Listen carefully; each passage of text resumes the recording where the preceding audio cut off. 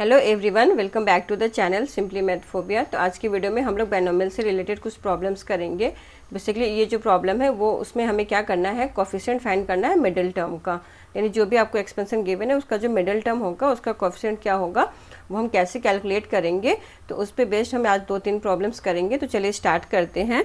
तो सबसे पहले आप सभी को पता है कि जो कोई भी अगर हमारा जैसे ये बायनोमियल एक्सपेंशन गिवन है, ठीक है, तो उसका हम जर्नल टर्म क्या लिखते हैं, वो जर्नल टर्म आपका इस फॉर्मूले से गिवन होता है TR+1 is equal to NCR x पे power n-r and y to the power r। ये इसका जर्नल टर्म है। अब मिडिल टर्म की जब हम बात करें तो मिडिल टर्म हमारा जो होगा बेसिकली वो डिपेंड किस पे करेगा, जो ये n की वैल्यू पे डिपेंड करेगा। सपोज मान लेते हैं कि हमारा n जो है n इज़ इवन, ठीक है, n हमारा इवन है तो नंबर ऑफ टर्म कितने हो जाएंगे एक्सपेंशन में, this should be equal to n+1, जो कि क्या हो जाएगा हमारा ऑड हो जाएगा। यानी कि टोटल हमारे नंबर ऑफ टर्म्स उस एक्सपेंशन में कितने हो जाएंगे, ऑड हो जाएंगे। और उस केस में हमारा सिर्फ 1 मिडिल टर्म मिलता है, 1 मिडिल टर्म होगा। और जो किसके बराबर, कौन सा मिडिल टर्म होगा, n/2 + 1, n/2 + 1 टर्म जो होगा वो हमारा मिडिल टर्म हो जाएगा जब n हमारा क्या होगा, इवन होगा, ठीक है। अब जब हमारा n ऑड होगा, ठीक है, जैसे हम n को ऑड लेंगे तो हमारा जो नंबर ऑफ टर्म्स होंगे जो कि किसके बराबर, n+1 के बराबर होता है, और वो क्या हो जाएगा हमारा, इवन हो जाएगा वो, ठीक है। तो इवन के केस में हमें 2 मिडिल टर्म मिलेंगे। तो पहला जो मिडिल टर्म होगा वो होगा n+1/2, ठीक है, ये वाला टर्म हो जाएगा पहला। और सेकेंड जो होगा जस्ट इसके नेक्स्ट वाला, तो वो हो जाएगा n+3/2 +1। आप इसमें ऐड करोगे तो आपको n+3/2 टर्म ही मिलेगा। ये जो हमारा होगा R2 मिडिल टर्म्स, ठीक है। तो n अगर हमारा इवन है तो नंबर ऑफ टर्म्स हम जब n+1 करेंगे तो वो ऑड मिलेगा, और ऑड के केस में आपको एक ही मिडिल टर्म होगा, और जो कि कौन सा होगा, वो n/2 + 1 मिडिल टर्म होगा। और n हमारा जब ऑड होगा तो नंबर ऑफ टर्म हमारे कितने हो जाएंगे, इवन हो जाएंगे। और इवन के केस में हमें 2 मिडिल टर्म मिलेंगे। कौन कौन से होंगे, पहला होगा n+1/2 टर्म और दूसरा होगा n+3/2 टर्म, ठीक है, 2 मिडिल टर्म हो जाएंगे। तो अब इसको इस पर बेस कुछ प्रॉब्लम्स करते हैं। तो चलिए स्टार्ट करते हैं अपनी फर्स्ट प्रॉब्लम से। तो हमारी जो फर्स्ट प्रॉब्लम है वहाँ पे पूछा है what is the coefficient of the middle term in the expansion of 1 + 4x + 4x² to the power 5। तो सबसे पहले आपको जो ये दे रखा हुआ है एक्सप्रेशन, इसको हम पहले सिंप्लीफाई कर लेते हैं। इसको हम कन्वर्ट करेंगे x + a के फॉर्म में। तो इसको हमने लिख लिया, ये आपका हो जाएगा 1 + 2x² टू द पावर 5, जो कि क्या हो गया 1 + 2x टू द पावर 10। यानी n हमारा यहाँ पे क्या है, 10 है। तो नंबर ऑफ टर्म्स कितने हो गए हमारे इस एक्सपेंशन में, वो हो जाएंगे 11, ठीक है। तो हमारा मिडिल टर्म क्या होगा, सिर्फ एक होगा, और कौन सा होगा, मिडिल टर्म जो होगा हमारा वो होगा n/2 + 1 टर्म, ठीक है, यानी कि 6 टर्म जो होगा हमारा वो मिडिल टर्म होगा। तब हम T6 निकाल लेते हैं उसका कोफिशिएंट। तो T6 should be equal to T5 + 1, यानी कि 10C5 1 to the power 5 and 2x to the power 5, and this is equal to 10 factorial, ये हो जाएगा हमारा 5 factorial and 5 factorial into 32x to the power 5, ठीक है। ये आ जाएगा हमारा 8064x टू द पावर 5, यानी कि हमारा जो हो गया coefficient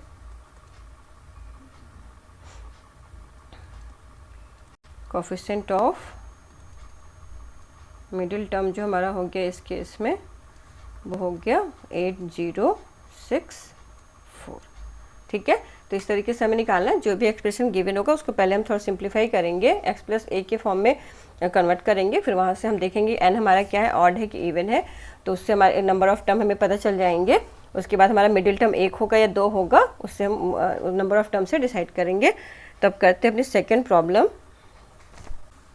Now the second problem, the coefficient of the middle term of 1 + 3x + 3x² + x³ to the power whole to the power 8 बताना है हमें। तो यहाँ पे इसको भी हमने पहले सिंप्लीफाई किया, तो ये क्या हो जाएगा, ये हम लिख लेंगे 1 + 3x + 3x² + x³ to the power 8 है। तो बेसिकली ये आप देखोगे कि 1 + x के होल क्यूब 1 प्लस एक्स का होल क्यूब है टू द पावर 8, यानी कि ये हमारा कन्वर्ट हो गया 1 plus x to the power 24, यानी कि n हमारा यहाँ पे n हमारा क्या है 24, जो कि इवन नंबर है। तो हमारा मिडिल टर्म क्या हो जाएगा 24/2 प्लस 1 टर्म, ठीक है, and which is equal to हमारा आ गया 38 टर्म। यानी कि हमें निकालना है t ऑफ 13, तो इसको हम लिख लेंगे t ऑफ 12 प्लस 1, और ये हो जाएगा 24c12, ठीक है, 1 to the power 12 and x to the power 12, यानी कि 24 फैक्टोरियल, ये आ जाएगा 12 फैक्टोरियल एंड 12 फैक्टोरियल। तो हमारा जो कोफिशिएंट हो गया, कोफिशिएंट ऑफ मिडिल टर्म, वो कितना हो गया 24 factorial upon 12 factorial and 12 factorial, ठीक है। तो ये हमारा हो गया कोफिशिएंट ऑफ मिडिल टर्म। अब करते हैं अपनी next problem. Now the third problem क्या, find the middle term of the expansion 3x minus x cube by 6 to the power whole to the power 7। तो यहाँ पे आप ये देखो कि हमारे ऑलरेडी एक्स प्लस एक के फॉर्म में है और n हमारा क्या यहाँ पे 7 है, यानी नंबर ऑफ टर्म्स हमारे कितने हो जाएंगे, वो हो जाएंगे 8, जो कि क्या है इवन है। तो अब हमारे यहाँ पे 2 मिडिल टर्म होंगे, तो मिडिल टर्म कौन कौन से होंगे,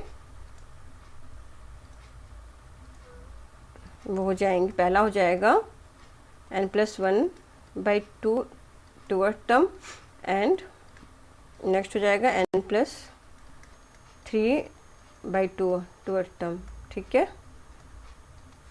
तो यहाँ पे आएंगे कि n+1/2 ये आ जाएगा 4th term and 5th term, ठीक है। n इक्वल टू 8 पुट किया तो ये आ गया था 4th, n equal to again यहाँ पे 8 पुट किया तो नहीं sorry n equal to 7 put किया यहाँ पे, तो 7+1 8/2 4th टर्म और 7+3/2 5th टर्म, ठीक है।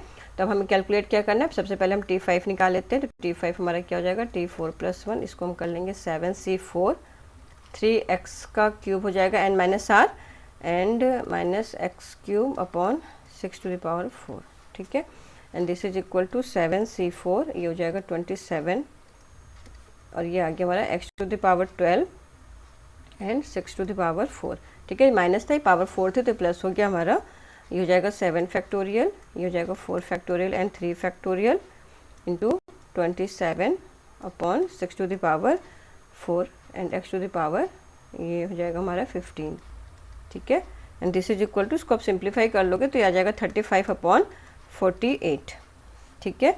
तो हमारा जो पहला मिडिल टर्म हो गया उसका जो कोफिशिएंट हो गया है 35 अपॉन 48, और अब t4 कैलकुलेट कर लेते हैं। तो t4 क्या हो जाएगा t3+1 and this is equal to 7c3, 3x to the whole to the power 4 and minus x cube by 6 cube, तो ये हो जाएगा हमारा 7 factorial, 3 factorial and 4 factorial into 3 की पावर 4, x की पावर 4 इंटू यहाँ पर माइनस आ जाएगा आपका क्योंकि यहाँ पे पावर क्यूब है, और ये हो जाएगा x की पावर 9 और नीचे आ जाएगा हमारा 6 की पावर क्यूब, ठीक है। This is equal to minus, इसको हमने सिंप्लीफाई किया तो ये आपका आएगा 105 upon 8 x to the power 13।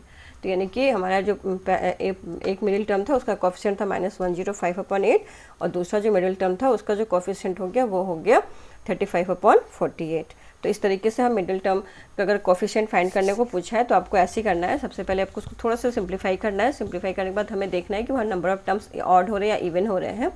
अगर इवन हो रहे हैं तो 2 मिडिल टर्म होंगे और दोनों का कोफिशिएंट हम निकालेंगे, और इवन हो रहे होंगे तो एक मिडिल टर्म होगा उसका हम फाइंड आउट कर लेंगे। तो इस तरह की प्रॉब्लम्स को हम इस तरह से सॉल्व करेंगे। तो आज की वीडियो में बस इतना ही। अगर आपको मैथ से रिलेटेड कोई हेल्प की ज़रूरत हो तो आप हमारी वेबसाइट को भी विजिट कर सकते हो www.mathmitra.com एंड www.mathmitra.in, जिसमें एक वेबसाइट जो है जिसमें कि इंग्लिश में आपको मटेरियल अवेलेबल है और दूसरी जो वेबसाइट है उसमें हिंदी में मटेरियल अवेलेबल है, तो आप इसको विजिट कर सकते हो। तो आज की वीडियो में बस इतना ही, मिलते हैं नेक्स्ट वीडियो में, तब तक के लिए bye, see you in the next video.